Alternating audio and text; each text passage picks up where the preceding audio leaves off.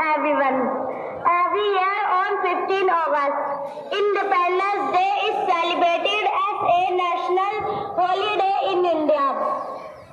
When people remember the long pace of our nation's independence from British rule on 15 August 1947 India agained independence after a series of moments in which many freedom fighters sacrificed their lives.